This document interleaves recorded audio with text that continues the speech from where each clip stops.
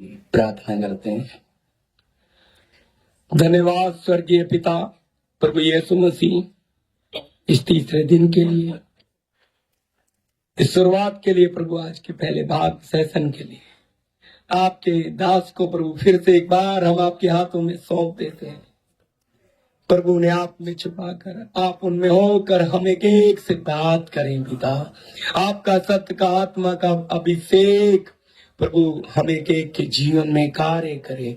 आपके दास को अपने बलवंत हाथों में लेकर हमारे बीच में प्रभु आज की सभाओं के लिए बलवंत अभिषेक प्रभु आप स्वर्ग से दें पिता, और आप इस्तेमाल करें प्रभु, ताकि आपका चेला किस प्रकार का होना चाहिए, उन गहरी बात को, उन भेदों को प्रभु आप खोल कर हमारे जीवनों में दीजिए और हमारे हृदय की मांस रूपी पट्टियों पर लिख डालिए पिता, ताकि हम हालेलुया इस मार्ग में चलने के लिए दृढ़ हो जाएं, यीशु मसीह के चेले बन जाएं। प्रभु आप लेकर चलिए इस शुद्धता के मार्ग को हमें समझने के लिए आप हमें एक की समझ खोल दे पिता। आपके पवित्र हाथों में इस समय को, इस वातावरण को देते हैं और आपके दास को प्रार्थना यीशु मसीह के नाम से, आमीन आमीन। प्रभु का दास। सबको जय मसीह की। हमारे खुदावंद यीशु मसीह का हम बहुत बहुत धन्यवाद करते हैं। आज इस कन्वेंशन के तीसरे दिन की सुबह में खुदावंद ने हम सबको फिर एक बार अपने साथ बैठने के लिए अच्छा मौका दिया है। प्रभु जी का बहुत बहुत शुक्र करते हैं। हालेलुया। मैं विश्वास करता हूं हम सब लोग खुश हैं। हालेलुया। खुश है ना मेरे प्यारो? ये जो सुंदर मौका खुदावंद आपने हमें दिया है, ऐसा मौका आप जानते हैं कभी कभी हमें मिलता है जब हम सब लोग इकट्ठे एक जगह इकट्ठे होकर आत्मिक संगति करते हैं और एक दूसरे को मिलते हैं और अपने पिता परमेश्वर की आराधना उसकी आत्मा और सच्चाई से करते हैं। हालेलुया। सारी बातों के लिए प्रभु जी का धन्यवाद। हम पिछले 2 दिनों से सीख रहे हैं कि यीशु मसीह का चेला बनना। मैं विश्वास करता हूं कि ये वचन आप लोगों को समझ आ रहा है और मन में बैठ रहा है। सही है ना? हालेलुया। तो कल जो सीखा हुआ रात को वचन है, या कल जो सुबह हमने सीखा हुआ वचन है, अगर उसमें से किसी को कोई सवाल है, कोई बात पूछने वाली है, तो आप पूछ सकते हैं, ताकि अगर कोई बात समझ नहीं आई, जहां कोई शंका रह गई है, तो आप सवाल पूछ सकते हैं, ताकि उस बात को हम पवित्र आत्मा की सहायता से क्लियर सीखेंगे। अगर किसी को कोई सवाल है तो पूछिए। हालेलुया। अगर कोई सवाल नहीं है तो कोई बात नहीं, हम आगे चलते हैं। तो आइए आज के मनन के लिए प्रभु यीशु के वचन से लूका की अंजील उसका 14 अध्याय और उसका 27 वचन हम पढ़ने के लिए जाएंगे। और जो कोई अपना क्रूस न उठाए और मेरे पीछे न आए, वह भी मेरा चेला नहीं हो सकता। हाँ, पढ़ेंगे बहन। जो कोई अपना क्रूस न उठाए और मेरे पीछे न आए, वह भी मेरा चेला नहीं हो सकता। हाँ, तो यीशु मसीह ने यहाँ चेले की अगली बात जो स्टेप बाय स्टेप हम सीख रहे हैं बोला है, और जो कोई अपना क्रूस ना उठाए और मेरे पीछे ना आए, वह भी मेरा चेला नहीं हो सकता। तो इसका मतलब चेला वो है जो अपना क्रूस उठाया हुआ होगा। हालेलुया। इसलिए हर एक व्यक्ति जो यीशु मसीह का चेला बनना चाहता है, उसको अपना क्या उठाना है? क्रूस उठाना है। देखिए, ये बात को समझिए, हमें अपना क्रूस उठाने के लिए यीशु मसीह ने कहा है। बहुत सारे लोग, आज मसीही लोग, यीशु मसीह का क्रूस उठा लेते हैं। किसका? यीशु मसीह का। यीशु मसीह का क्रूस नहीं उठाना है। किसका क्रूस उठाने के लिए बोला है? अपना क्रूस। आप बोलोगे यीशु मसीह का क्रूस और हमारे क्रूस में क्या अंतर है? यीशु मसीह का क्रूस है जो लोग गले में डालते क्रॉस, है ना, वो किसका क्रूस है? वो यीशु मसीह का क्रूस है। इसलिए कुछ लोग उसको अपने गले में लटकाते हैं। कुछ लोग तो इतना बड़ा, पंजाब में मैंने एक पास्टर साहब को देखा, इतना बड़ा क्रूस उठा के, इतना हाथ के जितना लंबा, और उसको हाथ के पकड़ के चलता हर जगह। तो ये क्या है? यीशु का क्रूस उठाया है। भाई यीशु मसीह ने यीशु मसीह का क्रूस उठाने के लिए नहीं बोला है। यहां हमने पढ़ा है जो कोई अपना क्रूस न उठाए। इसलिए हमने जानी यीशु मसीह के चेले ने किसका क्रूस उठाना है? अपना क्रूस उठाना है। और क्रूस उठा के खड़े नहीं रहना है। लिखा है यीशु मसीह के क्या करना है? पीछे पीछे चलना भी है। हालेलुया। इसलिए यीशु मसीह ने सबसे पहले क्रूस को उठाया। आइए पढ़िए यूहन्ना की अंजील, उसका 19 अध्याय का 17 वचन।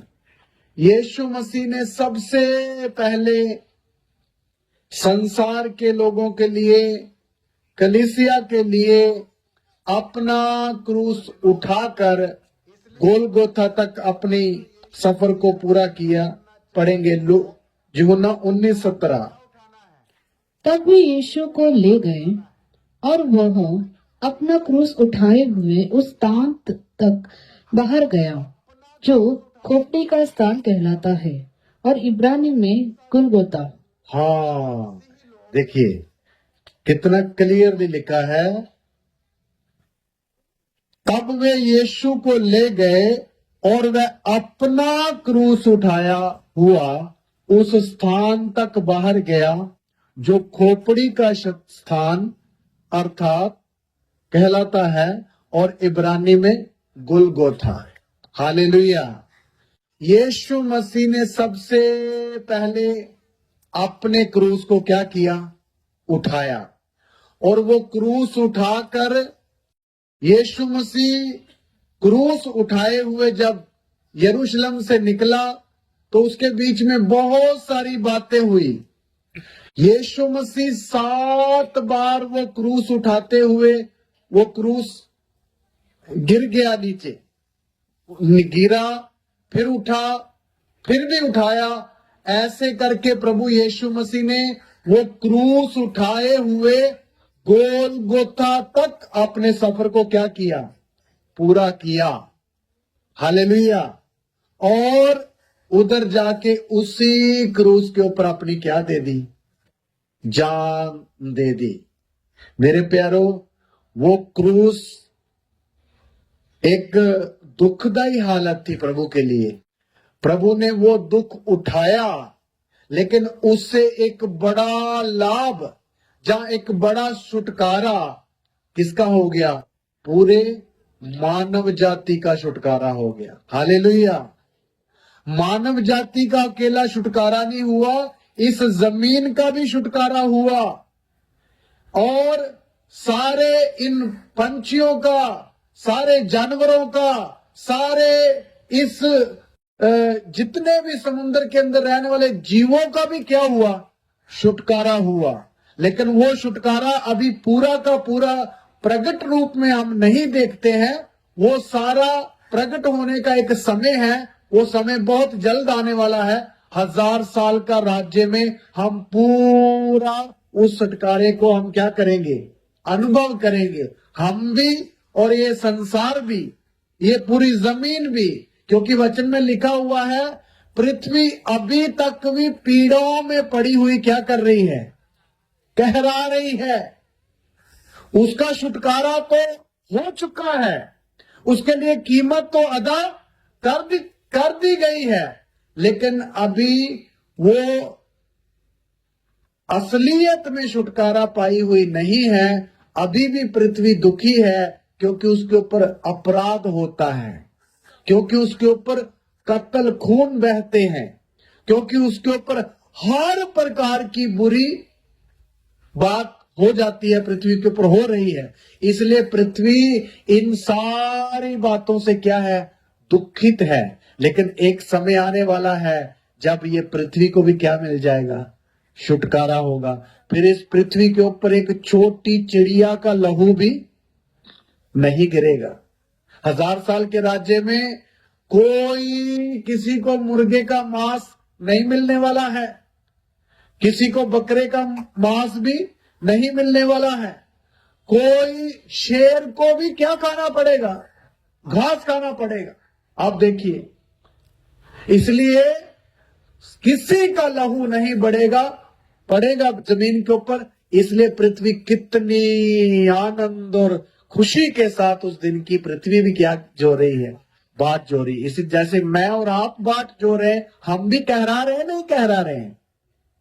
हम किस लिए कहरा रहे हैं, कब हमारे इस शरीर का क्या हो जाएगा, छुटकारा हो जाएगा। और हमारा यीशु बादलों पर आएगा तो हमारा शरीर क्या हो जाएगा, बदल जाएगा। इसलिए जब तक ये छुटकारा नहीं होता तब तक कलीसिया भी क्या कर रही है, कह रह रही है। इसलिए वही कहराने के कारण अभी जो गीत गा रहे थे कि मोह और पाप को दूर करते हुए दौड़ते रहे हम। तो इसलिए मेरे प्यारो, यीशु मसीह ने सबसे पहले क्रूस उठाया। अभी बाद में वही प्रभु यीशु मसीह बोल रहा है, जो कोई अपना क्रूस न उठाए वो मेरा चेला नहीं हो सकता। अभी आपके मन में एक सवाल आएगा, ये क्रूस है क्या, कौन सा क्रूस है जो हमने उठाना है। कई लोगों को ये बात समझ नहीं आती कि क्या कौन सा क्रूस है जो हमने, हर एक विश्वासी ने, हर एक चेले ने उठाना है और कैसे उठाना है। हम सुनते तो है, लेकिन कई बार जैसे हमारे मन में वो बात बैठनी चाहिए बैठती नहीं है। इसलिए क्रूस उठाया हुआ है नहीं उठाया है, कई लोगों को ये पता भी नहीं रहता है। तो इस बात को हमने सीखना है। जब तक हम सीखेंगे नहीं तब तक एक व्यक्ति क्रूस उठा नहीं सकेगा। तो आइए, कैसे क्रूस उठाना है, जब क्रूस क्या है उसको हम सीखने के लिए जाएंगे। पहला पत्रस 4 अध्याय में आ जाएंगे। पहला पत्रस की पत्री उसका 4 अध्याय उसका 1 वचन हमने पढ़ना है। इसीलिए जबकि मसीह ने शरीर में होकर दुख उठाया, तो तुम भी उसी मनसा को हथियार के समान धारण करो, क्योंकि जिसने शरीर में दुख उठाया वो पाप से छूट गया। अगर आप ध्यान से ये वचन समझोगे तो आपको क्रूस का उठाने का मतलब समझ आएगा। एक बार फिर पढ़ेंगे सिस्टर, और सब लोग ध्यान से सुनिए। इसीलिए जबकि मसीह ने शरीर में होकर दुख उठाया, तो तुम भी उसी मनसा को हथियार के समान धारण करो। सुनिए जी, इधर लिखा जब यीशु मसीह ने शरीर में होकर दुख उठाया। दुख उठाने का मतलब जब यीशु मसीह ने शरीर में होकर अपना क्रूस उठाया, तो तुम लोग जो यीशु मसीह के पीछे चल रहे हो, तुम भी उसी मंशा के को धारण करते हुए क्या करो, अपने अपने लिए दुख उठाने का एक मन रखो। उसका अर्थ है, तो क्रूस क्या है? क्रूस है यीशु के पीछे चलने वाले प्रभु के चेले, या उसके प्यार करने वाले लोग यीशु मसीह के पीछे चलते समय जो भी कष्ट, जो भी निंदा, जो भी बदनामी, जो भी हानि, जो भी सतावट हमारे जीवन में आएगा, उसको उठाने का एक समर्पण या एक मन, वो है हमारा क्रूस। हालेलुया, वो है हमारा क्रूस। इसलिए हर व्यक्ति जब प्रभु यीशु मसीह के पीछे चलना शुरू करता है, तो उसको अपने जीवन में एक समर्पण लाना है, एक मन ऐसा लाना है, यीशु के पीछे मैं चलने लगा हूं, अभी चलने तो लगा हूं, जब तक मेरे जीवन में श्वास चलेगा मैं यीशु के पीछे चलता ही रहूंगा। उसके लिए भले मुझे निंदा उठानी पड़े, भले मुझे बदनामी उठानी पड़े, भले मुझे सारी बातों में घाटा ही पड़े, तो भी मैं प्रभु यीशु का क्रूस उठाते हुए उसके पीछे चलता ही क्या करूंगा, रहूंगा। ये है एक मन और यही है क्रूस। हालेलुया।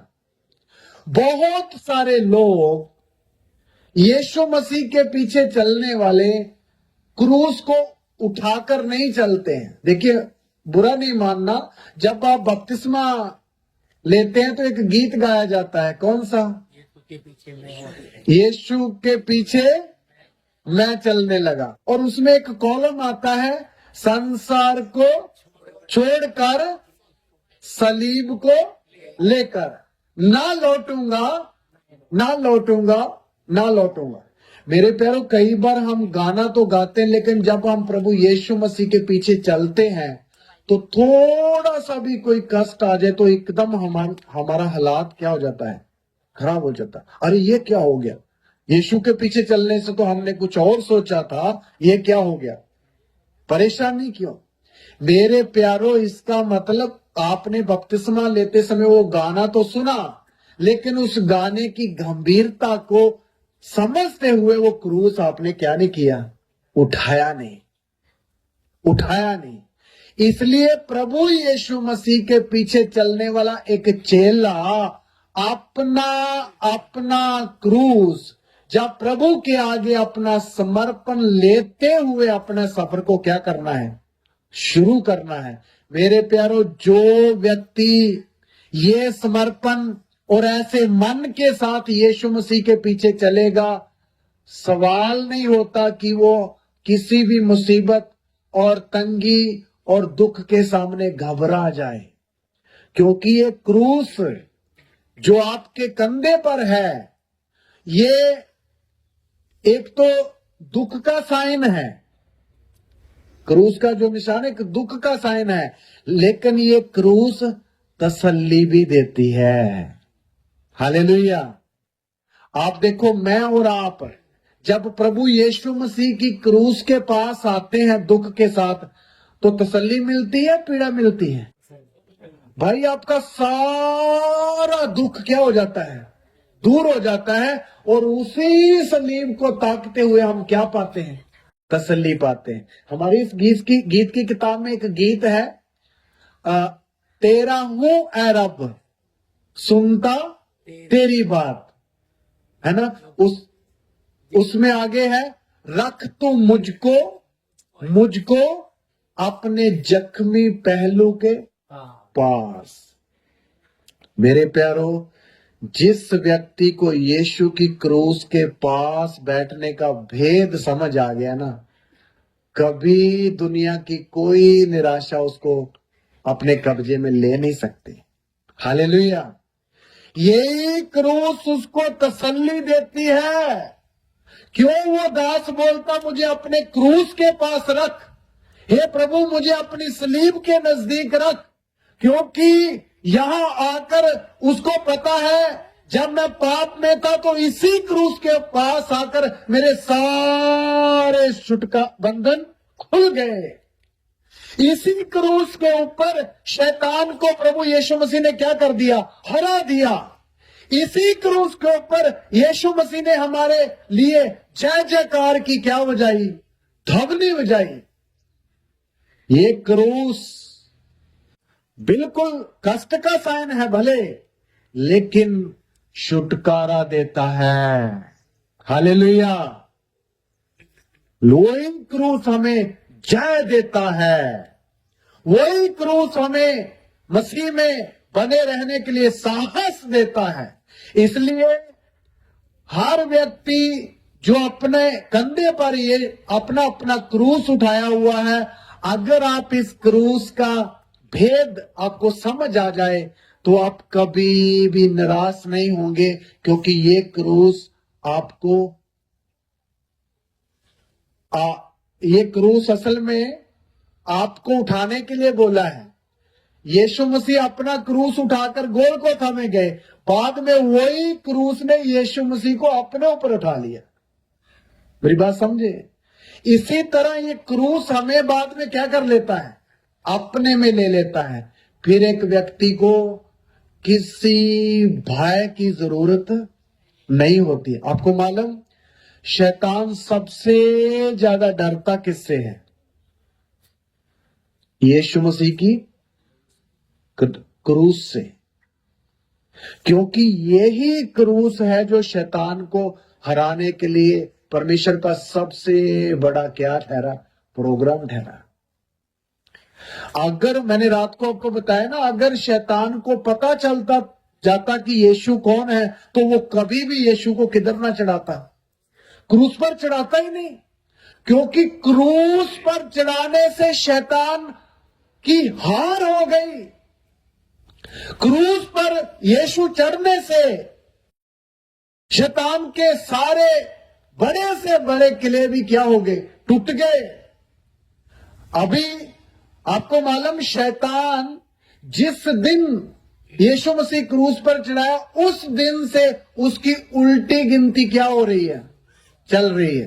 कितनी, कौन सी गिनती?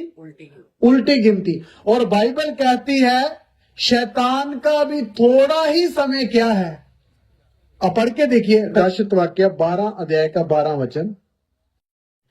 इस कारण हे स्वर्गों और उसमें रहने वालों मगन हो, हे पृथ्वी और समुद्र तुम पर हाय, क्योंकि शैतान बड़े क्रोध के साथ तुम्हारे पास उतर आया है, क्योंकि जानता है, क्योंकि शैतान जानता है उसका थोड़ा ही समय और बाकी है। हाँ, क्रूस पर जिस दिन प्रभु यीशु मसीह चढ़ा, उस दिन से शैतान की गिनती कौन सी शुरू हो रही, उल्टी। तो आप सोचिए 2000 साल से उल्टी गिनती चल रही, तो अभी समय कितना रह गया? हमने पढ़ा थोड़ा ही समय बाकी रह गया। ये बात कौन जानता है? शैतान जानता है। यही क्रूस से शुरू करके शैतान को नरक में, पहले तो अथाह गड्ढे में डालने का, उसके बाद में नरक में डालने का समय बिल्कुल थोड़ा सा बचा है। तो मेरे प्यारों, मेरा बोलने का मतलब, क्रूस अगर एक व्यक्ति अपने कंधे पर रख के चलता है, वो जय का एक चिन्ह है। हालेलुया। जो क्रूस उठाया है वो ही जय को अनुभव करेगा। पास्टर साहब अभी यहां खड़े होकर बोले हमारे अभिलाषों की रस्सियां टूट जाए, हमारे लोभ की रस्सियां टूट जाए। ये सारी रस्सियां टूटने का जरिया क्या है? क्रूस। क्रूस। इसलिए हमने अपना अपना क्रूस उठा के किसके पीछे चलना है। कई लोग, कितने भाई बहन है जो बोलते हैं हमें हमारी अभिलाषाओं के ऊपर जय नहीं होती, हमारे दिमाग के ऊपर इतना बर्डन होता है, इतने विचार होते हैं, उनके ऊपर हमें फतह नहीं मिलती। मैं एक ही विनती करता हूं, कहां रहना शुरू करें? सलीब के पास। कहां? क्रूस के पास। मैं आपके सामने जो निर्बल सा आदमी खड़ा हूं, हमेशा एक बात को अपने मन में रखता हूं कि यीशु के सलीब के नजदीक ही रहूं। हालेलुया। हमेशा।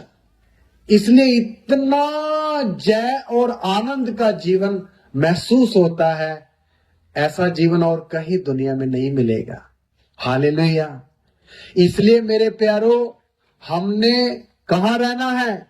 क्रूस के पास। और हमारे कंधे में भी क्या रहनी है? हमारी अपनी क्रूस, हमारा अपना समर्पण, हमारा अपना यीशु मसीह के पीछे चलते समय वो दुख उठाने का एक मन हमारे अंदर रहना है। तब हम यीशु मसीह के पीछे क्या कर सकते हैं? आराम से आगे बढ़ते बढ़ते प्रभु के उस मकसद तक पहुंच सकते हैं। हाँ, जो क्रूस उठाया है उसी को ये बात समझ आएगी। पढ़िए यूहन्ना की इंजील 15 अध्याय का 18 और 19 वचन पढ़ना है। क्रूस क्यों उठाने के लिए प्रभु ने अपने चेलों को बोला है? कारण कर लीजिए। हाँ, यदि संसार तुमसे बैर रखता है तो तुम जानते हो कि उसने तुमसे पहले मुझसे बैर रखा। यदि तुम संसार के होते तो संसार अपनों से प्रेम रखता, परंतु इस कारण कि तुम संसार के नहीं वरन मैंने तुम्हें संसार में से चुन लिया है। हाँ, सुनिए जी मेरे प्यारों, क्रूस क्यों उठाने के लिए प्रभु ने बोला है उसके एक चेले को? उसका कारण क्या? प्रभु ने पहले से बोल दिया है कि यदि संसार तुमसे वैर रखता है तो तुम जानते हो कि उसने तुमसे पहले मुझसे भी क्या रखा? वैर रखा। और अगर संसार तुमसे वैर रखता है तो इससे तुम जान जाते हो, क्योंकि तुम संसार के नहीं हो, क्योंकि मैंने तुम्हें संसार में से क्या कर लिया है? बुलाया हुआ है, चुना हुआ है। अभी देखिए, हम जितने लोग यीशु मसीह के पीछे चल रहे हैं, ये संसार हमें हमसे प्यार रखता है या वैर करता है? ये संसार हमसे क्या रखता है? वैर रखता है। इसलिए हर विश्वासी बड़े सोच समझ के अपना मसीह जीवन बिताता है। इधर से भी वैर आता है, इधर से भी वैर आता है, चारों तरफ से वैर हमारे साथ रखा जाता है। क्यों वैर रखा जाता है? ये इसलिए वैर रखा जाता है क्योंकि क्रूस उठाए हुए लोगों को, जब परमेश्वर की संतान को ये संसार कभी एक्सेप्ट नहीं करता है। क्यों विश्वास मसीह के लोगों के साथ वैर रखा जाता है? क्योंकि परमेश्वर की संतान को इस संसार का ईश्वर कभी भी ग्रहण नहीं करता है, नहीं करता है। इसलिए संसार विश्वासियों के साथ क्या रखता है? वैर रखता है। इसलिए अगर आपके साथ, इसलिए ये बात प्रभु यीशु मसीह को पहले ही पता था। पहले पता होने के कारण हमारे प्रभु यीशु मसीह ने अपने शिष्यों को बोला कि अपना क्रूस उठाए हुए मेरे पीछे आए। हालेलुया। इसलिए मेरे प्यारो, संसार अगर हमसे वैर कर रहा है तो आपको उदास होने की जरूरत नहीं है, आपको निराश भी होने की जरूरत नहीं है। आप समझ लिए, अगर आपके साथ वैर हो रहा है संसार में से, तो आपकी दौड़ बिल्कुल क्या है? सही है। आप सही लक्ष्य की तरफ बढ़ रहे हैं। इसलिए आपके साथ क्या रखा जा रहा है? वैर रखा जा रहा है। इसलिए इस बात को आप अच्छी तरह और भली बातें अपने मन में बिठाना है कि वैर रखा जा रहा है तो हम उसी प्रभु के पीछे चल रहे हैं जिसके साथ हमसे पहले भी क्या रखा गया था? वैर रखा गया था। आपको मालूम संसार प्रभु के लोगों के साथ वैर रखता क्यों है? क्यों वैर रखता है? आइए पढ़िए, पहला पत्रस 4 अध्याय उसका 4 का 4 वचन पढ़ेंगे। क्यों संसार प्रभु के पीछे चलने वाले लोगों के साथ वैर रखता है? 4 का 4 वचन पत्रस। इससे वे अचंभा करते हैं हाँ, कि तुम ऐसे भारी लुचपन में उनका साथ नहीं देते, हाँ, और इसीलिए वे बुरा भला कहते हैं। हाँ। फिर एक बार पढ़े सिस्टर। इससे वे अचंभा करते हैं। इससे वे अचंभा करते कौन? संसार के लोग। इससे वे अचंभा करते हैं लोग, हाँ, कि तुम ऐसे भारी लुचपन में, ऐसे भारी लुचपन में उनका साथ नहीं देते, हाँ, और इसीलिए वे बुरा भला कहते हैं। हाँ। क्यों तुम्हारा ऑफिस में काम करने वाला बंदा आपको मजाक करता है? क्यों आपके गांव का व्यक्ति आपके ऊपर इल्जाम लगाता है? क्योंकि तुम उन्हीं के साथ पहले बैठकर फिल्में देखते थे, उन्हीं के साथ पहले बैठकर तुम क्या करते थे? दारू पीते थे, उन्हीं के साथ पहले बैठकर हर प्रकार के लुचपन में उनका क्या देते थे? लेकिन अभी तुमने साथ क्या कर दिया, छोड़ दिया। तो जिस पार्टी को आप छोड़ोगे वो आपकी मित्र बनती है या विरोधी बनती है? स्वाभाविक सी बात है, विरोधी बनती है। पहले आपकी वोट उधर जाती थी, उनकी नफरी बढ़ती थी, अभी उधर से वोट कट होके किधर होगी, इधर आ गई, तो वो पार्टी आपकी निंदा करेगी या आपकी तारीफ करेगी? भाई निंदा करेगी। इसलिए स्वाभाविक सी बात है, प्रभु का वचन बोलता तुम उनका बुरे कामों में साथ नहीं देते, इसलिए वो तुम्हें क्या कहते हैं, बुरा भला कहते हैं। हालेलुया, बुरा भला कहते हैं। देखिए, इसलिए मेरे प्यारो, प्रभु यीशु मसीह के पीछे चलने के लिए प्रभु ने क्रूस इसलिए उठाने के लिए बोला। आपको पता होना चाहिए यीशु के पीछे चलने से ये सारी बातें आएंगी। क्या करेंगी जी? आएंगी, आएंगी। इसलिए क्रूस किस लिए? हाँ, आपको पता, हाँ भाई मैंने तो पहले ही समर्पण किया हुआ है, मैंने तो पहले ही अपना मन तैयार किया हुआ है प्रभु के पीछे कष्ट उठाने का। इसलिए अगर कोई मुझे कुछ बोलता है तो मुझे डरने की जरूरत या घबराने की जरूरत नहीं है, क्योंकि मेरे कंधे पर क्या है? क्रूस है। हालेलुया। एकदम जब दुनिया की तरफ से आपको कष्ट और प्रॉब्लम का सामना करना पड़ता है, एकदम किसके पास आ जाएं? क्रूस के पास। मेरे प्यारो, ये क्रूस आपके कंधे पर है, मैंने पहले भी बोल चुका हूं। बाद में ये क्रूस हमें क्या भी देती है? तसल्ली देती। प्रभु का दास पौलुस बोलता, हम कष्टों में क्या पाते हैं? हम क्लेशों में शांति पाते हैं। और जो हम शांति पाते हैं वो इसलिए पाते ताकि तुमको भी शांति दे सके। हालेलुया। ये एक अनोखी बात है। देखिए, सब लोग कष्ट के बीच में जाकर दुखी होते हैं। क्या होते हैं? दुखी होते हैं। लेकिन एक मसीही, एक सच्चा मसीही कष्ट में जाकर दुखी नहीं होता, बल्कि क्या होता है? शक्ति पाता है, जहां आनंद उठाता है। हालेलुया। मैं विश्वास करता हूं मेरी बात समझ रहे हैं। इसलिए यीशु के पीछे चलने वाले लोगों को संसार क्यों वैर करता है? क्योंकि हम बुरे कामों में उनका साथ नहीं देते। देखिए, वो सामने वाला ऑफिस में काम करने वाला इतनी इतनी चूड़ी पहन के बैठा हुआ है, आप एक भी चूड़ी नहीं पहन के बैठे, तो उस बात में उसकी वो अपनी क्या करता? फील करता है ये क्या है। वो फिर आपके ऊपर कुछ ना कुछ बोलना शुरू करता है। यही एक कष्ट है जो पैदा होता है। इसलिए आपको पता है मैंने क्यों ये सब कुछ कर रहा हूं, उसका भेद वो नहीं जानता है। इसलिए उनका साथ हम नहीं देने के कारण उधर से हमको क्लेश आता है, कष्ट आता है। इसलिए प्रभु ने हमें क्रूस उठाने के लिए बोला है।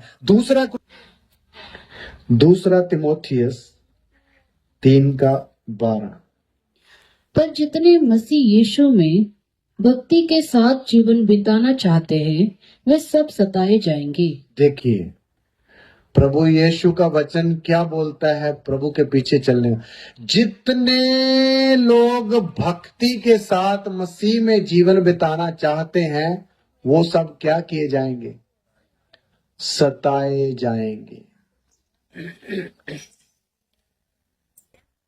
सताए जाएंगे।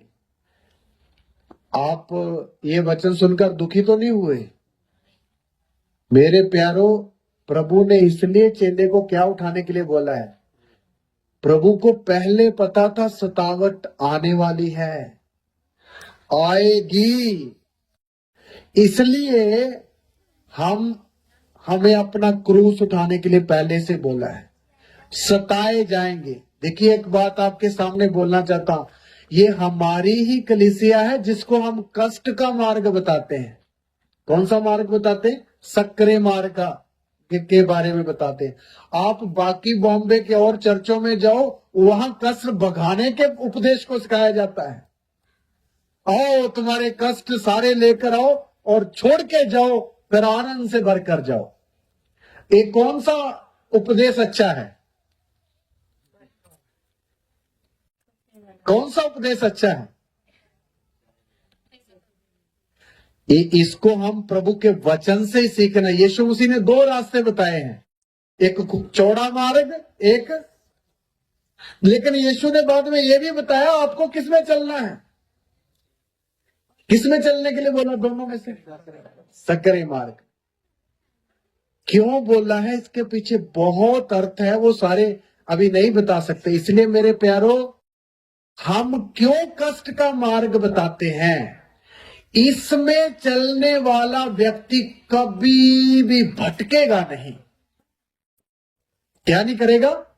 भटकेगा नहीं। अगर जिसको आप पहले ही बोलोगे आओ आनंद और आनंद और आनंद, लेकिन वचन तो बोलता मसीह में भक्ति के साथ जीवन बिताने वाले सताए जाएंगे।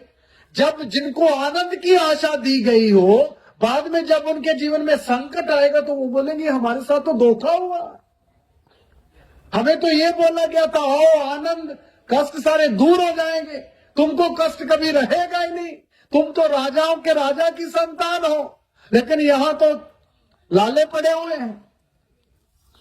फिर वो ठोकर खाएंगे और पीछे बैकस्लाइड हो जाएंगे। वो उनके जीवन में भी ठोकर लगी और वो दूसरों के लिए भी किनका कारण बने? ठोकर का कारण बने। इसलिए हम जो खुदावंद का उपदेश हमें मिला है, हम वो ही कलीसिया को सिखाते हैं, ताकि कलीसिया को अंधेरे में ना रखें। हालेलुया, अंधेरे में ना रखें। इसलिए फिर वचन आपके सामने है, जितने लोग भले दूसरे बाहर वाले लोग हैं, जो असली उपदेश जानने वाले, जितने भी लोग भक्ति के साथ जीवन बिताना चाहते हैं, वो सब क्या किए जाएंगे? सताए जाएंगे। सतावट आएगी। इसलिए मेरे प्यारों, प्रभु का अनुग्रह है कि अभी हमें इतना अच्छा ये इंतजाम करके मिला कि हम शांति के साथ आज तीसरे दिन भी बैठकर प्रभु की आराधना कर पा रहे हैं। नहीं तो कितनी प्रॉब्लम होती है लोगों को आराधना करने के लिए। ये हमारे बीच में पास्टर यूपी से आए हैं, उनसे मैं पूछ रहा था वहां सेवकाई कैसे होती, तो उन्होंने जब वहां के हालात बताई तो कितना मुश्किल है सेवकाई करने के लिए यूपी में। बड़े शहरों में दिल्ली हो, मुंबई हो, फिर भी प्रभु का बड़ा अनुग्रह आज तक है। लेकिन अभी आपकी सरकार भी बदल गई, आगे का हालात प्रभु ही जाने, जब समय बताएगा, है ना। अभी तक खुदावन चला रहा है, ये प्रभु का धन्यवाद। लेकिन हम, सरकार कोई भी आए, हालात कोई भी आए, प्रभु का चेला कभी भी अपना सफर को रोकेगा नहीं। हालेलुया, कभी भी रोकेगा नहीं। क्यों? क्योंकि सारी सरकारों के ऊपर की सरकार हमारी है। नहीं समझे आप? सारी सरकारों के ऊपर जो सरकार है वो किनकी है? कलीसिया की। हालेलुया। इसलिए राजा यहोशाफात प्रार्थना करता है, हे परमेश्वर, क्या तू जाति जाति के ऊपर प्रभुता नहीं करता? क्या तेरा कोई सामना कर सकता है? इसलिए ये तीन आए हुए देश जो मेरे खिलाफ है, इनके हाथ से मुझे क्या कर? बचा ले। इसलिए मेरे प्यारों, कोई भी सरकार आए, कितनी भी खतरनाक हो, हमारा खुदावंद कलीसिया के साथ है। वो हमें चलने की क्या देता है? शक्ति देता है। वो हमें आगे बढ़ने के लिए बल देता है। इसलिए प्रभु की कलीसिया कभी भी कहीं घाटे में रहेगी नहीं। हालेलुया। इसलिए मेरे प्यारों, कहने का मतलब, हम मसीह में जीवन बिताने वाले सब क्या किए जाएंगे? सताए जाएंगे। एक मन हमारे अंदर होना चाहिए कि आ जाएगा सतावट तो हम सहने के लिए क्या है? तैयार है। ये एक मन होना, यही है आपका सलीब, यही है आपकी क्रूस। इसलिए ये कष्ट किधर से आएगा, कष्ट कहां कहां से आता है? आइए नंबर 1 पहले देखते हैं। मत्ती उसका 10 अध्याय का 36 वचन पढ़े। ये सतावट कहां कहां से आ सकती है? मनुष्य के बैरी उसके घर ही के लोग होंगे। हाँ, सतावट कहां कहां से आएगी? नंबर 1 है, कहां से? मनुष्य के दुश्मन उसके घर ही के लोग होंगे। नंबर 1, हमारे आप घरों से ही हमारे वैरी खड़े हो जाएंगे। मेरे प्यारो, बुरा नहीं मानना, वचन में हम पढ़ते यीशु मसीह के अपने भाई भी उस पर क्या नहीं रखते थे? विश्वास नहीं रखते थे। यीशु के अपने भाई, मरियम के बच्चे, यूसुफ के बच्चे, वो भी उस पर विश्वास नहीं रखते थे। इसलिए अगर हमारे ऊपर अगर ये बात आती है तो हम दुख नहीं समझना है, धन्यवाद देना है। हालेलुया। वैरी कहां से उत्पन्न हो जाएंगे? घर ही के लोग। इसलिए अगर उधर से हमारा घर का पापा विरोध कर रहा है, जहां मम्मी विरोध कर रही है, जहां चाचा विरोध कर रहा है, तो उनके ऊपर गुस्सा ना करें, उनको मसीह का अच्छा चाल चलन अपने जीवन से दिखाए। आपका एक दिखाया हुआ प्यार उनको जीत सकता है। हालेलुया। हमने जो अगापे प्यार सीखा, आपको सता रहा है एक व्यक्ति, आप उसको क्या दिखाना है? मसीह का स्वभाव दिखाना है। वो मसीह का स्वभाव दिखाकर वो व्यक्ति जो आपको सताने वाला है, उसको आप क्या कर सकते हैं? जीत सकते हैं। मुझे एक प्रभु के दास की बात याद आ रही है।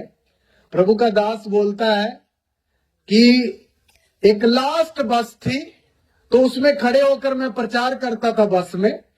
तो अंधेरा हो गया, रात के 8:30 7 का करीब टाइम था, 8 8:30 का।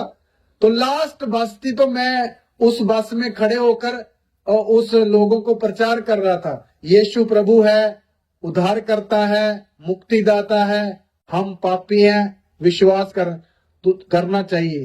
तो बस के लोगों को बड़ा गुस्सा आ गया कि ये यीशु का प्रचार कर रहा है, वो सब दूसरी जाति वाले थे। तो उन्होंने क्या किया, किसी तरह धक्का धुक्का मार के पास्टर को क्या कर दिया, बस से नीचे उतार दिया। और एक व्यक्ति ने जोर से उसके कमर में एक घूसा मारा, पास्टर के कमर, तो नीचे उतर गया, उतार दिया। जब नीचे उतर गया तो पास्टर बोलते मैंने ऐसे कर दिया, बाय बाय बाय करके मैंने बस वालों को पीछे से ऐसा कर दिया। चलो रात बीत गई। पास्टर बोलता मैं चलता चलता 2:30 बजे रात के अपने घर पहुंचा। तो चलो आकर सो गया। सुबह मैंने उठकर नाश्ता वगैरह किया, तो मैंने मार्केट की तरफ जा रहा था। तो वहां एक जो बैंक का गार्ड था, वो मुझे उसने बोला, प्रभु के दास इधर आइए, इधर आइए, एक नया बैंक मैनेजर आया है, मैं आपको उसके साथ मिलाना चाहता हूं। तो मैंने बोला चलो। उसके अंदर गया, ऑफिस में गया, तो उन्होंने नमस्ते बोला। तो वो बैंक मैनेजर बोला, मुझे देखता रहा, बोलता एक बात बताओ, कल रात आप किसी फला जगह से लास्ट बस में चढ़े थे? हाँ बोला, चढ़ा तो था। तो बोलते आपको लोगों ने धक्का देकर नीचे उतार दिया? हाँ बोले, उनको अच्छा नहीं लगा इसलिए उन्होंने धक्का देकर नीचे उतार दिया। खुशी से बता रहा है। तो बोलते आपको सबसे लास्ट में एक घूसा भी किसी ने मारा? हाँ मारा तो था, थोड़ा दर्द अभी भी है। पास्टर बोल रहे हैं। बोलता वो लास्ट घूसा मारने वाला व्यक्ति मैं था। मैनेजर बोलता, लेकिन मुझे एक बात समझ नहीं आई, मैं रात से बड़ा हैरान हूं। हमने सोचा था जब आप बस से नीचे उतरोगे तो जरूर 2-4 पत्थर लेकर मारोगे शीशा विशा तोड़ने के लिए। आप शीशा तोड़ने की बजाय बाय बाय कर रहे थे, और वो भी हंसते हंसते। इसका वेद क्या है भाई? मेरी बात समझ रहे? वो पास्टर साहब बोलते, देखिए मैनेजर साहब, वो तो आप लोगों ने प्यार से मुझे थोड़ा बुरा लग गया आपको, अच्छा नहीं लगा तो निकाल दिया बस से, कोई बात नहीं, लेकिन मैं तो आपको प्यार करता हूं ना, क्योंकि मैं जिस प्रभु की आराधना करता हूं वो प्रेम ही करना सिखाता है। बोलता ये प्रभु मुझे भी बताओ कहाँ रहता है। कौन बोल रहा है? Bank manager. वो पास्टर बोलता वो अगले संडे ही बैंक का मैनेजर आके चर्च में बैठता है। हालेलुया। देखिए मेरे प्यारों, मैंने ये क्यों बताई आपके सामने बात, जो अगर हमारे घर के लोग हमारा विरोध करते हैं, जब पड़ोस के लोग हमारा विरोध करते, तो आपका आगे रिप्लाई क्या है वो देखना है। ये नहीं वो आपको विरोध कर रहे तो आप भी उल्टा उनको चार सुनाओ, नहीं, ये प्रभु की शिक्षा नहीं है, ये क्रूस उठाए हुए लोगों की तालीम है ही नहीं है।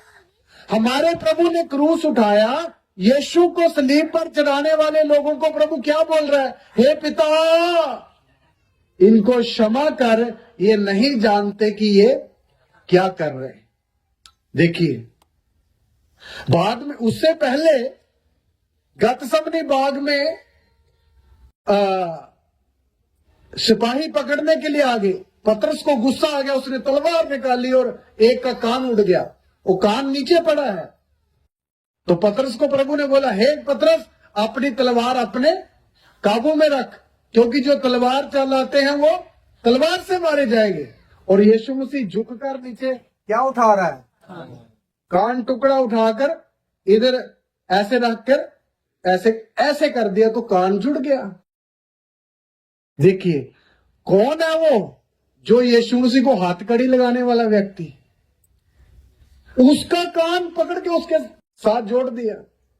इसका ऐसा एक स्वभाव कहां किसी के पास होता है कभी? यीशु मसीह ये स्वभाव कहां से लेकर आए थे? स्वर्ग से।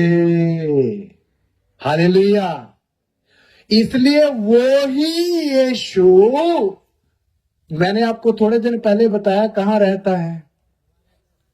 हाँ जी, मुझ में रहता है, हम में रहता। इसलिए आज तुम क्रूस उठाए हुए लोगों को अगर कोई सता रहा है तो हमने क्या करना है? हमने उनका विरोध नहीं करना है, उनको क्या देना है? मसीह का प्यार दिखाना है। हालेलुया। मसीह की मोहब्बत दिखानी है। मुझे एक और बात याद आ रही है, जहां जहां आप मसीह का स्वभाव उनको दिखाओगे, उनके अंदर का शैतान उनको छोड़कर क्या हो जाएगा? भाग जाएगा। केरला की एक पत्नी की बात है, पति बहरीन में रहता था, बाहरी देश में, और बहन चर्च जाती थी और किसी हिंदू जाति की थी, मंगलसूत्र पहना हुआ था। बहन ने यीशु प्रभु को ग्रहण कर लिया और पानी में डूबकर बपतिस्मा ले लिया, ये सब कुछ उतार के घर में रख दिया। सास को पता चला कि ये तो सब कुछ शून्य खाली हो गई। उसने अपने बेटे को फोन किया, गड़बड़ हो गई है, तेरी पत्नी ने क्या कर दिया? मंगलसूत्र उतार दिया। वो पति साहब को गुस्सा आया, उधर से टिकट बुक किया, सीधा केरला आया, एयरपोर्ट से उतरा, सबसे पहले पिस्तौल खरीदा, 6 गोली वाला एक पिस्तौल लिया और पिस्तौल अपनी पैंट में दबाकर रखा और घर के अंदर आया, पत्नी को कमरे के अंदर ले गया, दरवाजा बंद किया, सीधा दीवार के साथ लगाकर यहां गन रख दी। बोलता मैं पहले आपको मारूंगा, उसके बाद मैं मरूंगा। तुमने मेरे बिना पूछे बपतिस्मा क्यों लिया और ये अपना मंगलसूत्र क्यों उतारा? तो वो बहन की आगे आवाज क्या थी वो सुनना। उन्होंने बोला, केरला की बहन लोग अपने पति को अचायन बोलती है, रिस्पेक्ट के लिए। उन्होंने बोला, हे अचायन, आप मुझे गोली मार देना, मार दो, कोई दिक्कत नहीं है, लेकिन गोली मारने के बाद आप नहीं मरना, आप ना पहले बपतिस्मा लेना, फिर अपना जीवन बिता के आप अपनी मौत में मरना, ताकि मैं आपको प्यार करती हूं इसलिए स्वर्ग में हम इकट्ठे रहेंगे। कौन बोल रही है? पिस्तौल किधर है? आप सोचिए, इधर पिस्तौल रखा हुआ कोई ऐसी बात बोलेगा? हाथ नहीं उठा रही, पीछे करो पीछे करो, ऐसा नहीं कर रही। पति सब जब ये बात सुन रहा तो पिस्तौल धीरे धीरे किधर आ रहा है? हाथ नीचे आ गया। इतना गोली मारने के जैसा हूं फिर भी मेरे लिए सोच रही है। उन्होंने बोला ये यीशु जो आपके अंदर है ये भी मुझे भी चाहिए। वो पति बोलता, भाई वो कुंडी खोली, बाद में वो पत्नी उसको अपने पास्टर के पास ले गई, उसको उनको भी क्या दे दिया? बपतिस्मा दे दिया। हालेलुया। मेरे कहने का मतलब, आपका मसीह लोगों का अगर विरोध होता है घर के लोगों की द्वारा या पड़ोसियों के द्वारा या किसी के भी द्वारा, तो हमने उसको अपने जीवन से यीशु मिलाना है। हालेलुया। वो हमारे जीवन में किसको देखना चाहिए? यीशु मसीह को। फिर यीशु को देखने के बाद कोई बचता है कभी? जो यीशु को मुलाकात करता है फिर वो बचता नहीं, वो पकड़ा जाता है। क्या करता है?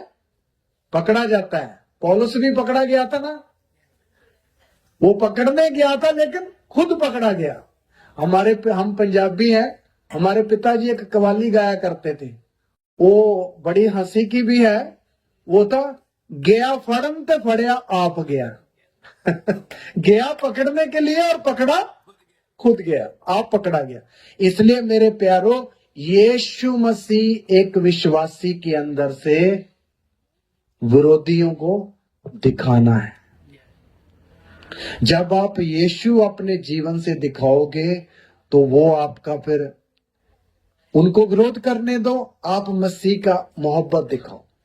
Hallelujah hallelujah. अभी हम पास्टर लोग जो आपको ये सुंदर सुंदर वचन बताते हैं, आपको मालूम, आप यीशु मसीह की पत्री है करके वहां लिखा हुआ है, और दासों का काम उन पत्री के ऊपर क्या लिखे? मैसेज लिखे या वचन लिखे। चंडीगढ़ में एक पास्टर MS दानियल जी हैं, वो एक बात 96 में एक बात उन्होंने बोली थी, मुझे अभी भी याद है। वो बोलते कि मैं किराए के घर में रहता था, मेरी 3 बेटियां थी, और जिनके घर में रहते वो हिंदू फैमिली है, बड़े पैसे वाले हैं, तो मैं आराम से उनके घर में रहता हूँ, आता हूँ जाता हूँ, अपना काम कर रहा हूँ, हम परिवार रहते हैं। तो एक दिन मैंने अंकल जी को बोला, अंकल जी मैं ना आपको एक प्रभु यीशु की किताब ला कर दूंगा, आप उसको पढ़ना। उन्होंने बोला, पास्टर साहब कोई किताब पढ़ने की जरूरत नहीं, हम आपको रोज पढ़ते हैं। हालेलुया। मेरी बात समझे? हम आपको रोज पढ़ते हैं, मतलब आपका सीढ़ी चढ़ने का तरीका, उतरने का तरीका, बात करने का तरीका, हाथ मिलाने का तरीका, नमस्कार करने का तरीका, हम आपको ही देखते हैं। सचमुच आपका परमेश्वर एक अनुशासन का प्रभु है। देखिए, हम बातों से लोगों को तसल्ली नहीं देनी है। कैसे तसल्ली देनी है? जीवन के कामों से। तो हमारा विरोध तो होगा, ये तो पक्का है, लेकिन विरोध कोई भी करे, हमें उसको अपने जीवन से किसको दिखाना है? यीशु मसीह को दिखाना है। पहला विरोध किधर से आएगा? हमारे घर से आएगा। और क्यों आएगा? पढ़िए 10 का 22 वचन भी, मत्ती 10 का 22। मेरे नाम के कारण सब लोग तुमसे बैर करेंगे, पर जो अंत तक धीरज धरे रहेगा उसी का उद्धार होगा। हाँ, यीशु ने बोला, मेरे नाम के कारण सब लोग तुमसे क्या रखेंगे? वायर रखेंगे। देखिए, पहला घर से विरोध आ रहा है, अभी सब लोगों के तरफ इशारा है। सब लोग तुमसे वैर रखेंगे, कारण क्या? मेरा नाम। किसका नाम? यीशु मसीह का नाम। मेरे प्यारो, आप दुनिया में कितने भी नाम ले लो, कोई आपका विरोध नहीं करेगा। कोई विरोध नहीं करेगा। जहां ये नाम आ गया, कौन सा नाम, विरोध शुरू हो जाएगा। इसका मतलब इस नाम में कुछ खास है, इस नाम में कुछ खास है, इसलिए क्या हो रहा है, विरोध हो रहा है। क्योंकि ये एक ही नाम है जो आसमान के नीचे और जमीन के ऊपर मनुष्यों को दिया गया है, जिसके द्वारा क्या है, उद्धार होता है। ये बात अच्छी तरह इस जगत का ईश्वर जानता है, इसलिए उद्धार पाए हुए लोगों को, इस नाम के लेने वाले लोगों को छोटे मोटे कष्टों का सामना करना पड़ता है। हालेलुया, करना पड़ता है। इसलिए मेरे प्यारो, इस नाम, ये नाम जहां जहां भी प्रचार किया गया है, विरोध हुआ है। पढ़ेंगे प्रेरितों के काम, इसी नाम के कारण कितना विरोध प्रेरितों को सहना पड़ा। 5 अध्याय प्रेरितों के काम 5, उसका 27 और 28 वचन।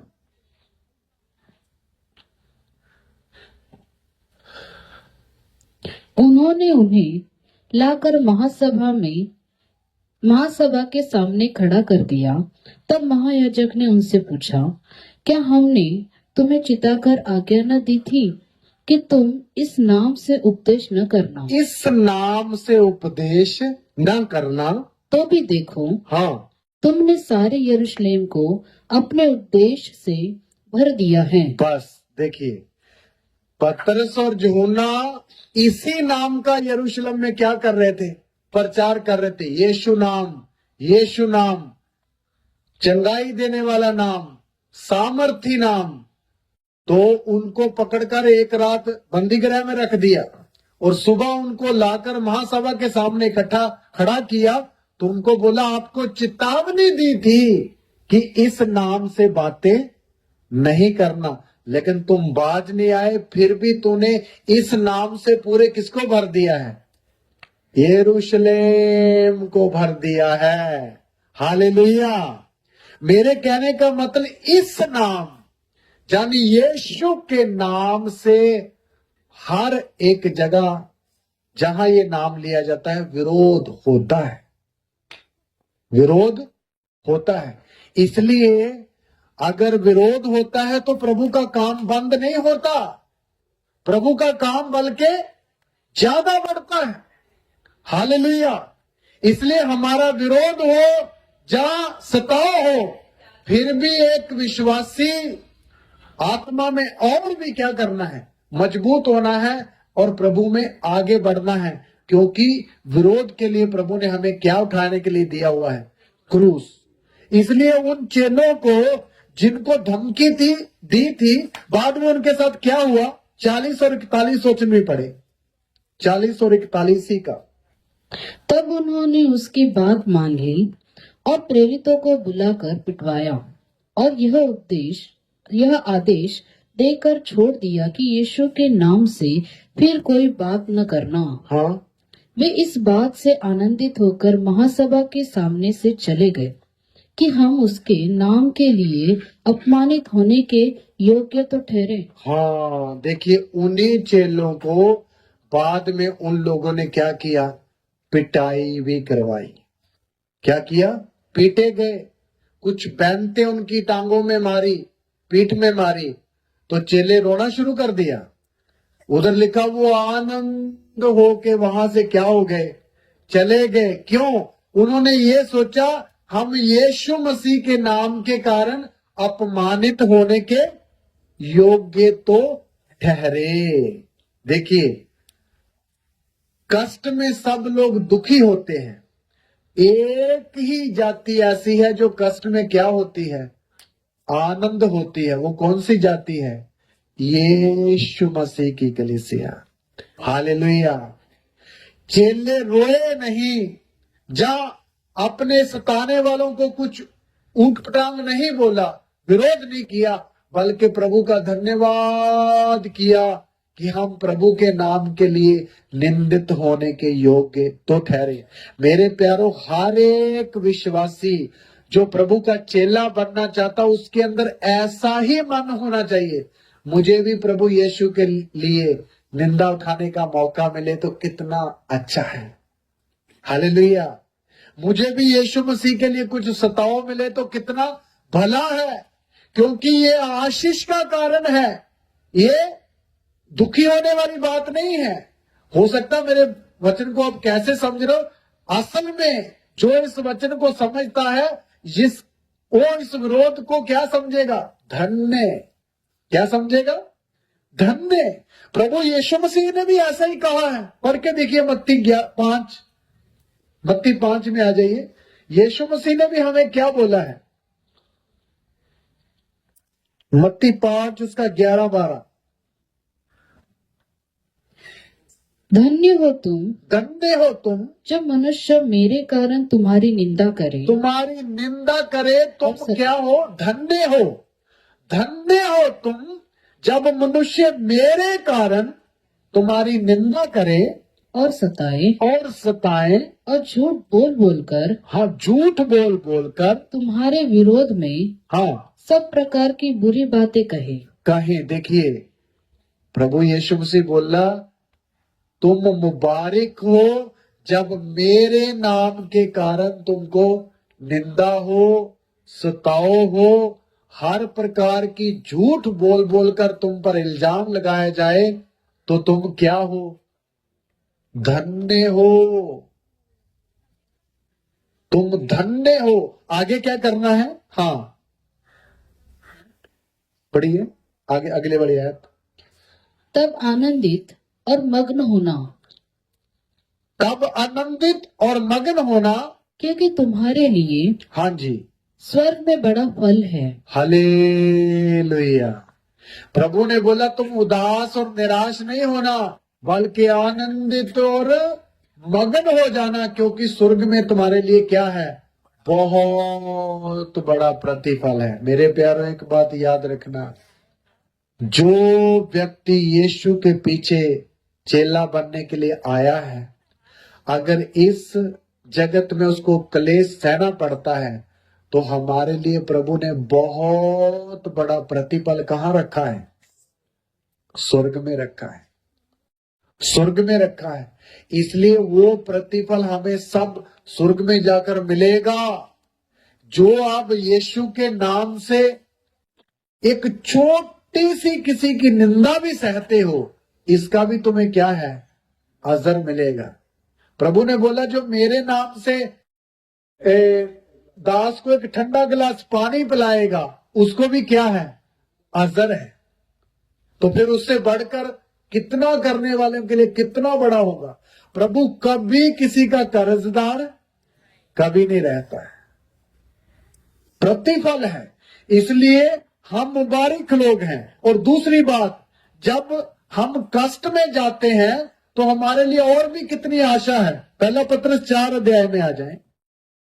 पहला पत्रस 4 अध्याय उसका 4 से 16 तक पढ़ेंगे। पहला पत्रस 4 अध्याय का 14 से 16 तक, 14 से 16, पहला पत्रस 4 अध्याय 14 से 16 तक पढ़ेंगे। फिर यदि मसीह के नाम के लिए तुम्हारी निंदा की जाती है तो तुम धन्य हो, क्योंकि महिमा का आत्मा जो परमेश्वर का आत्मा है तुम पर छाया करता है। हालेलुया। देखिए, फिर यदि मसीह के नाम के कारण तुम्हारी निंदा की जाती है तो तुम धन्य हो। फिर भी क्या बोल रहा है? तुम धन्य हो, क्योंकि महिमा का आत्मा जो परमेश्वर का आत्मा है तुम पर क्या करता है? छाया करता है। देखिए, जो लोग यीशु मसीह के कारण निंदा या कष्ट या तकलीफ उठाते हैं, उनके ऊपर एक आत्मा क्या करती है? छाया करती है। कौन सी आत्मा? पवित्र आत्मा और महिमा का आत्मा, ये दोनों एक ही है, उसका छाया रहता है। हालेलुया। इसलिए मेरे प्यारो, हमें ये कष्ट अगर हमारे जीवन में आते हैं तो आप सोच लिए हमारे जीवन में महिमा का आत्मा क्या करता है? शाया करता है। पहली सदी के विश्वासी लोग इतने इतने कष्टों को झेले हुए थे। 2 वचन पढ़ के मैं समाप्त करना चाहता हूं, सिर्फ 2। वो इतने इतने कष्टों को झेले हुए थे, वो क्यों खड़े रहे? उसका कारण बता के आपको खत्म करता हूं। इब्रानियों की पत्री 10 का 32 वचन पढ़े, इसी के पीछे। परंतु उन पिछले दिनों को स्मरण करो, पिछले दिनों को याद करो, जिनमें तुम ज्योति पाकर दुखों के बड़े संघर्ष में स्थिर रहे। हाँ, विश्वासी लोगों को बोल रहा, तुम उस पुराने दिनों को याद करो, जिनमें तुम बड़े क्लेशों के बीच में ज्योति पाकर भी क्या रहे? स्थिर रहे, खड़े रहे। ये मैं सवाल पूछता हूं, क्यों खड़े रहे ये विश्वासी लोग? कष्ट के बीच में तो सब लोग भाग जाते हैं, लेकिन इधर पौलुस बोलता तुम क्या रहे? खड़े रहे। क्यों? क्योंकि उन्होंने अपना क्या उठाया हुआ था? क्रूस उठाया हुआ था। क्रूस भागने नहीं देता, बल्कि क्रूस बांधता है। क्रूस एक व्यक्ति को स्थिर करता है, खड़ा करता है।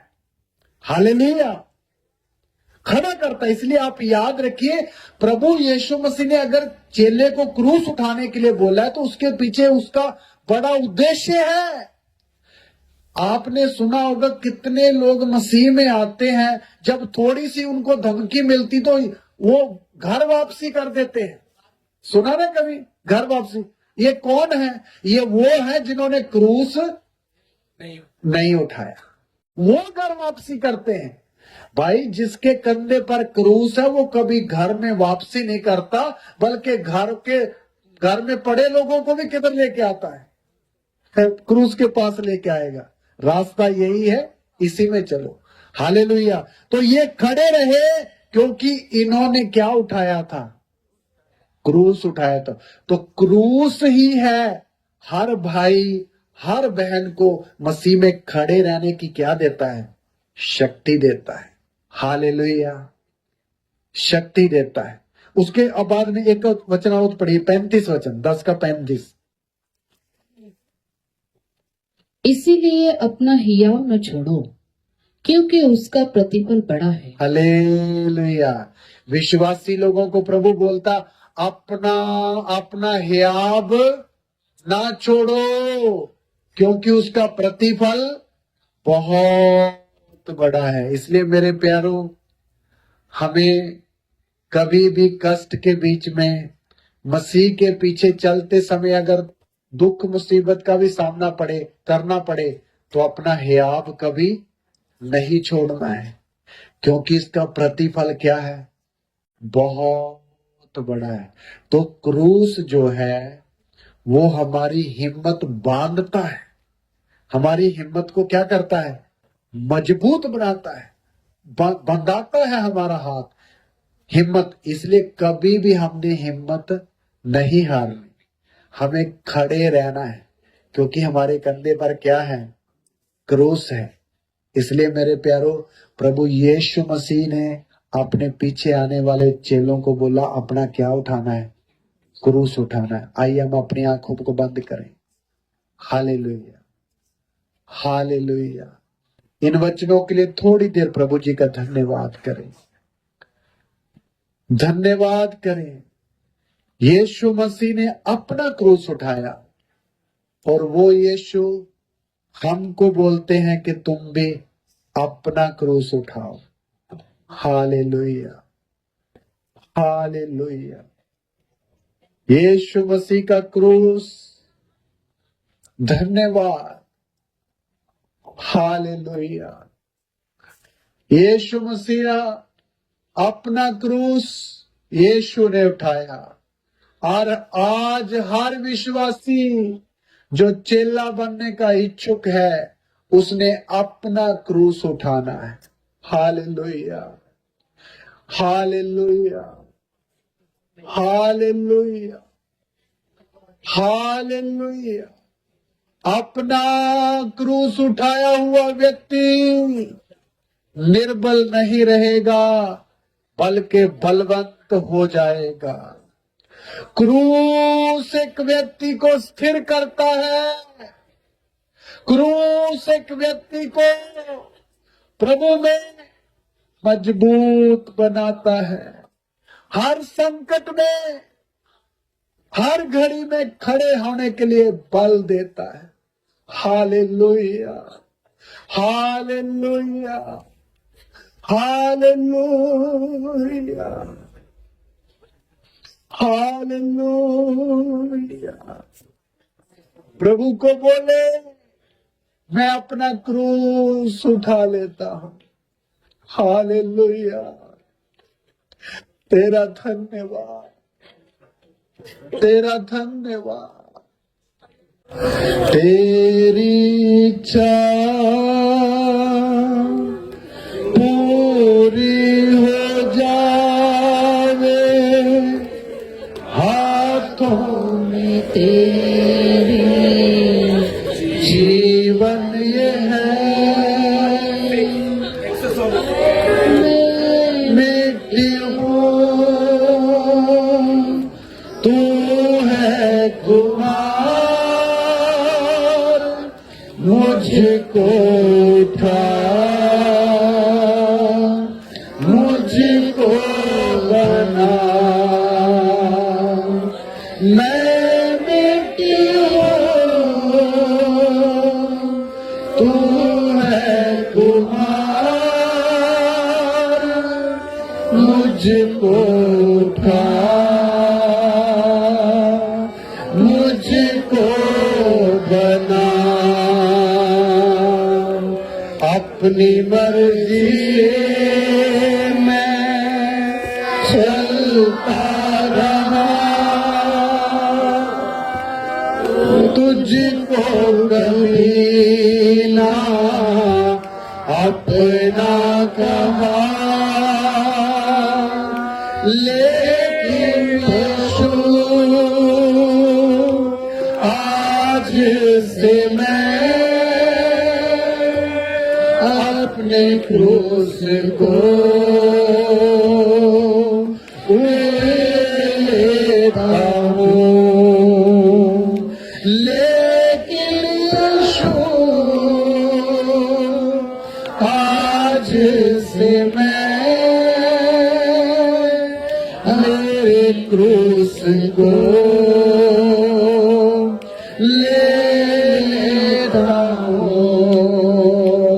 तेरी इच्छा पूरी हो जावे, हाथों में तेरे जीवन ये है। मैं मिट्टी हूँ, तू है कुमार,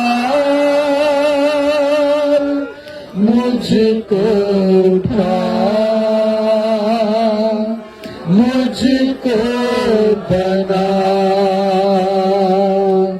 मुश्किलों के सागर में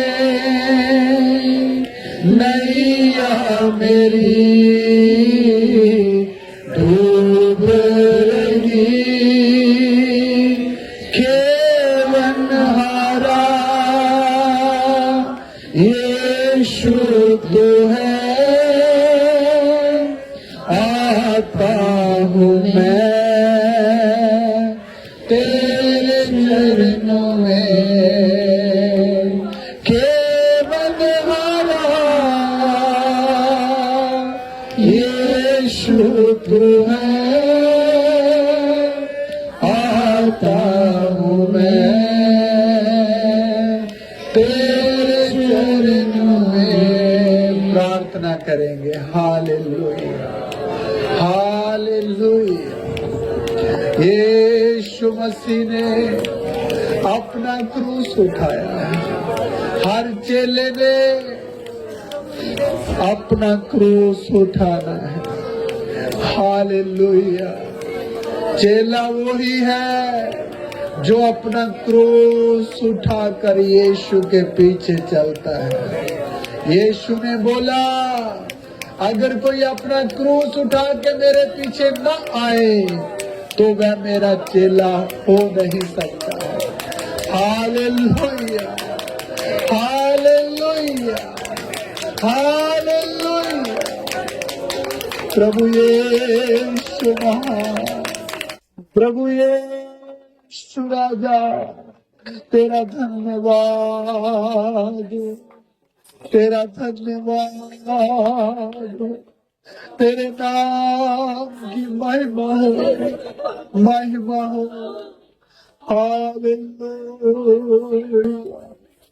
हालेलुया। प्रभु यीशु महान, धन्यवाद, धन्यवाद, धन्यवाद, धन्यवाद। हालेलुया। आइए बाकी के समय को प्रभु के दास के हाथ में देते हैं।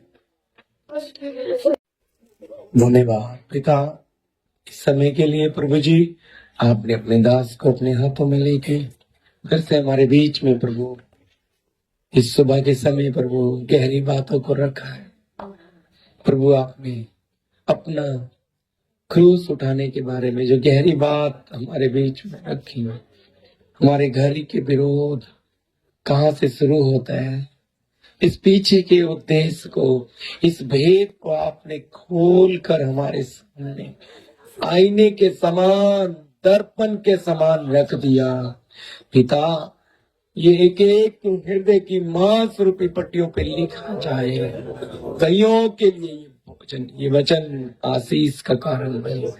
तुम इस भाग में चला है, धन्यवाद देते, सारी महिमा आदर आपको देते। प्रार्थना यीशु मसीह के नाम से, आमीन। 20 मिनट का ब्रेक है, तो कोशिश करना 20 मिनट में इधर आ जाए।